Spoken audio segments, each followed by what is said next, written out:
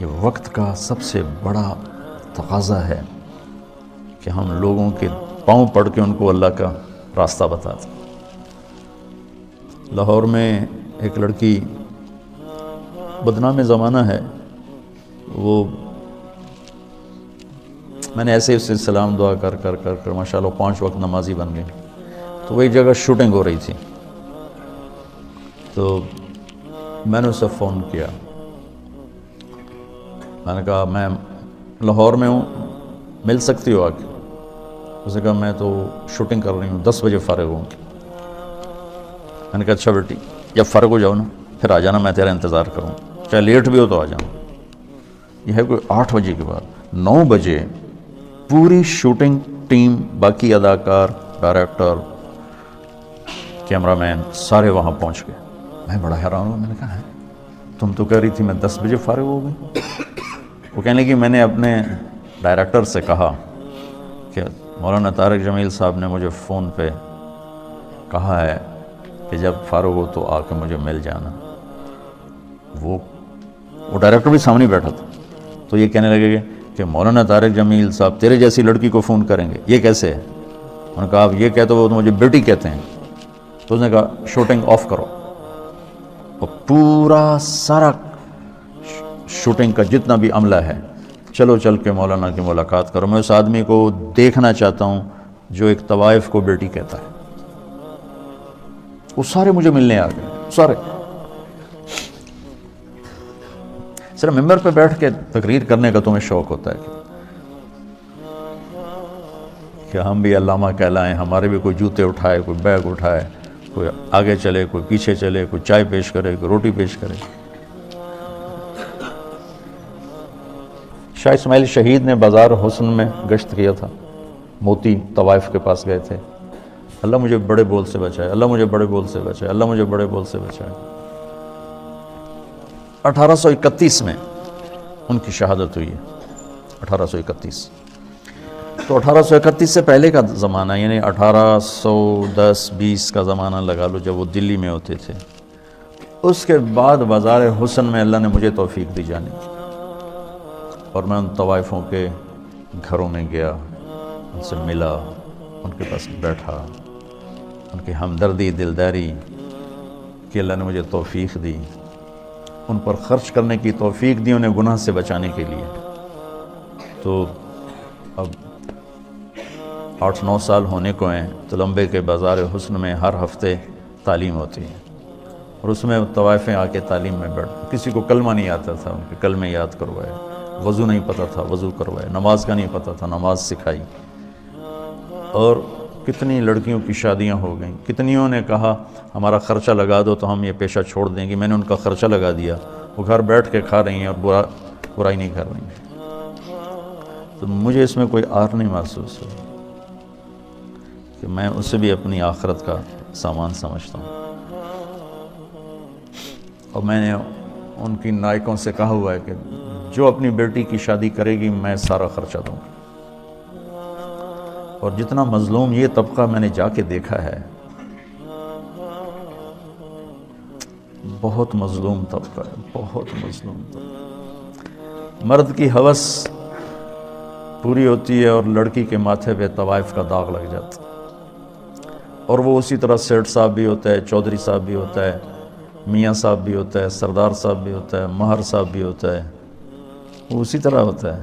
اس کا کالر سفید رہتا ہے، لڑکی کے ماتھے پہ طوائف کا داغ لگ جاتا ہے. پھر 7 سمندر کا پانی بھی اسے دھو نہیں سکتا. اور یہ داغ لگانے والے سارے عیاش لوگ، جن کی عیاشی پر تو پردہ پڑ گیا اور اس کے ماتھے پہ کالا داغ لگ گیا. ایک ماں بڑی طوائف ہے، اس کی بیٹیاں جوان ہیں. تو میں نے کہا تو ان کا کوئی رشتہ تلاش کر، میں سارا خرچہ تمہیں دوں گا، شادی کرائیں. وہ کہنے لگی مولانا صاحب طوائف کے کوٹھے پہ کون رشتہ مانگنے آتا ہے. مجھے لگا جیسے کسی نے میرا دل چیر کے رکھ دیا.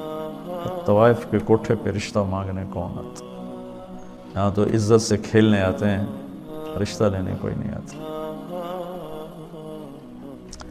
تو مجھے اللہ کے فضل سے میں اسے اپنی آخرت کا سامان سمجھتا ہوں کہ کم از کم ایک پورا محلہ طوائفوں کا، اس میں نمازیں شروع ہو گئی ہیں، کئیوں کو میں نے عمرے کروائے، ان کو عمرے پہ بھیجا۔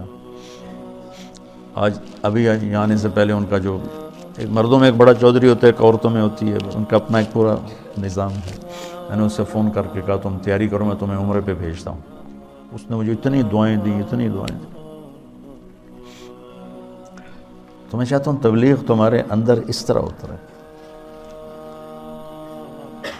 میری تمنا ہے کہ اللہ آپ کے اندر تبلیغ زندہ کر دے، پھر چاہے ممبر پہ بیٹھو، کرسی پہ بیٹھو، درسگاہ میں بیٹھو، دکان پہ بیٹھو، گھوڑے پہ بیٹھو، گاڑی پہ بیٹھو، ہوا میں اڑو، تبلیغ تمہارے اندر ہو۔ اللہ کا نبی تشریف فرماتے کہ طوائف کا گزر ہوا، یعنی میں پیچھے سے دلیل دے رہا ہوں، تو مدینے وہ کہنے لگے یہ کیسا نبی ہے جو اکیلے ہی روٹی کھاتا ہے، کسی کو بلاتا ہی نہیں، وہ تو آپ کو تکلیف دینا چاہتی تھی، تنگ کرنا چاہتی تھی۔ تو آپ فرماتے طوائف ہے، اس کو دھکے دے کے باہر نکالو۔ آپ نے فرمایا آ جاؤ، آ جاؤ، بیٹھ جاؤ، ساتھ بٹھا لیا، تو کھاؤ۔ اس کا مقصد کھانا نہیں تھا، اس کا مقصد آپ کو غصہ دلانا تھا، آپ کو تنگ کرنا تھا کہ یہ کچھ کہیں گے پھر میں کہوں گی ویکھ لیا توڑا نبی اے گلاں کردا ہے۔ کہنے لگی یہ نہیں کھاؤں گی، جو تیرے منہ میں لقمہ ہے، چبا رہے وہ نکال کے مجھے کھلاؤ۔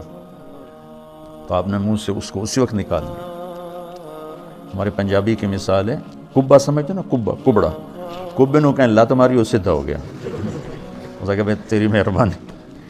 تو وہ کبے والی لت بن گئی، وہ تو آپ کو تنگ کر رہی تھی، اور اسے کیا خبر کہ نبی کے منہ کا لعاب جب اس کے منہ میں جائے گا تو کیا ہوگا۔ آپ نے اپنے ہاتھوں سے نوالا نکال کے اس کے منہ میں ڈالا، ساتھ ہی اس کا سینہ روشن ہو گیا، وہ کلمہ پڑھ گئی، اور مدینے کی شریف ترین خواتین صحابیہ بن گئی۔ تو اب ہمارے ایک بزرگ تھے ڈاکٹر اسلم صاحب رحمۃ اللہ علیہ، رائمنڈ میں زندگی گزاری، جب میں رائمنڈ پڑھتا تھا اسی میں فوت ہوں۔ فوج میں تھے تو نظام الدین گئے، تو مولانا الیاس صاحب رحمۃ اللہ علیہ سے کہنے لگے میرے پاس آدھا گھنٹہ ہے، اب مجھے تبلیغ سمجھا دیں۔ تو مولانا الیاس صاحب رحمۃ اللہ نے فرمایا کیا کرتے ہو؟ کہا جی میں ڈاکٹر۔ تو ایک سامنے بڈھا سا نا، میں باتی بیٹھا تھا، کہا اس کو آدھے گھنٹے میں ڈاکٹری سمجھاؤں۔ وہ کہنے لگے میں آدھے گھنٹے میں اس کو ڈاکٹری سمجھاؤں گا، اس ان پڑھ کو میری عمر گزر گئی، میں اس کو ڈاکٹری سمجھاؤں آدھے گھنٹے میں؟ تو کہنے لگے تو مجھے تم نے کوئی گھسیارا سمجھا کہ میں تمہیں آدھے گھنٹے میں تبلیغ سمجھاؤں؟ میں بہت ٹائم لے کر آؤ، میں تمہیں سمجھاؤں گا۔ پھر وہ ایسا لگے کہ پھر ساری زندگی ان کی رائمنڈ میں گزر، ساری زندگی بس مرض الموت میں بیمار ہو کے گھر گئے، وہیں انتقال ہو گیا ان کا۔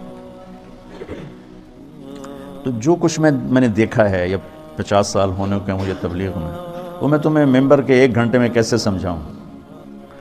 اس لیے تمہیں مشورہ دیتا ہوں کہ جو کہوں وہ کر لیا کرو تو فائدہ ہو۔ ابھی صاحب رائے مت بنو، نقصان اٹھاؤ، کیونکہ تمہارے پاس وہ تو بچوں پوری دنیا میں جانے کی نیت کرو۔